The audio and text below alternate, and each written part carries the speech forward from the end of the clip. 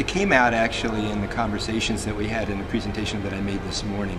And we talked about, and we do this a lot in our work with the New Deal, which is Democratic Ethical Educational Leadership, and I'm one of the founders and director of that.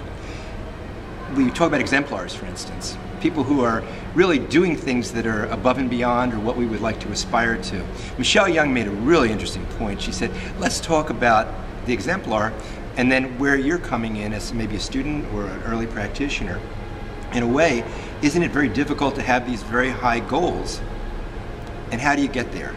And so actually I started to reflect when we were afterwards and thinking about people like Vygotsky and like a zone of proximal development. Not to throw you back to your days in ed psych, in which people tend to not want to remember.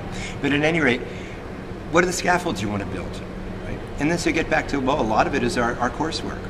So for instance, one of the things that we do is work on development of multiple ethical paradigms, understanding ethics, like this is the work of Shapiro and Stefkovich, right, in their work. And talk about there's an ethic of care, there's an ethic of critique, there's an ethic of the profession, right? And as well as the ethic of justice. It's just, and how do you frame those? So reading about those, what my great colleague Joan Shapiro does, and Jackie Stefkovich as well, real dilemmas. And then my own work in developing turbulence theory, which is how volatile is the situation, out of is it light, is it moderate, severe, is it extreme? And analyzing that, and then also saying, well, what are the underlying characteristics that tend to make something turbulent? So stability, how stable, inherently stable is the situation.